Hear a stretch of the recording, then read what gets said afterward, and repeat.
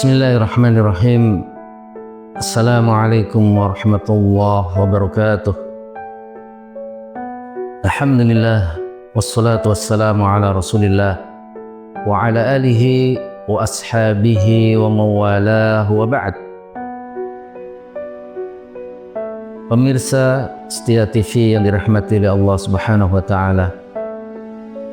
Alhamdulillah, kita diberikan keluangan oleh Allah Subhanahu wa taala untuk bisa sama-sama kita bermuwajahah secara online dalam rangka kita meningkatkan ilmu dan pemahaman kita tentang agama.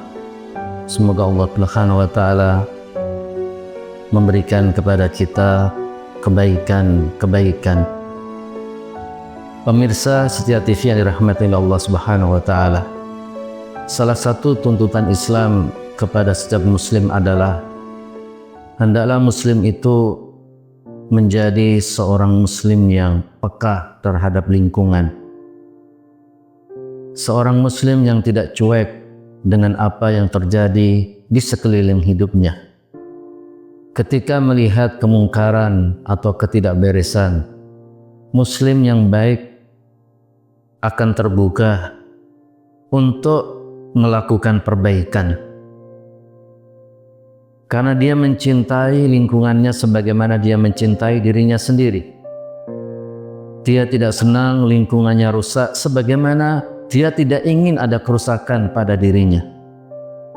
Rasa itulah yang menjadikan seorang muslim dan beriman itu selalu terdorong untuk peduli dengan sekelilingnya, peduli dengan lingkungan dan masyarakatnya. Tidak ingin ada sesuatu yang melanggar syariah, sesuatu yang tidak baik terjadi di lingkungannya. Dia ingin lingkungannya baik sebagaimana dia juga ingin dirinya baik. Karena seorang muslim juga menyadari bahwa ketika dia cuek, tidak peduli dengan lingkungan, hanya memikirkan dirinya sendiri, egois, mementingkan kenyamanan hidup, tidak mau terusik dengan melakukan perubahan, dengan melakukan ingkar mungkar terhadap kemungkaran yang terjadi sekelilingnya, itu juga akan berdampak pada kerusakan dirinya dan juga keluarganya. Sekarang yang melakukan kemungkaran tetangganya, temannya, sahabatnya. Kalau dia diamkan, lama-lama dia juga akan terseret melakukan kemungkaran yang sama. Awalnya dia tabu dengan kemungkaran, tapi ketika semua orang melakukan kemungkaran dan tidak ada yang mengingkari, lama-lama pikiran manusia berubah, memandang kemungkaran itu bukan lagi kemungkaran, tapi sesuatu yang biasa, dan akhirnya orang yang diam tidak mengingkari kemungkaran akan terseret untuk melakukan kemungkaran yang sama.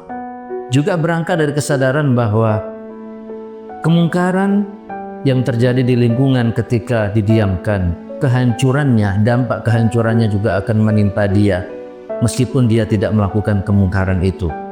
Maka Allah mengatakan, wattaqu fitnatan la tusibanna alladhina dhalamu minkum khassah.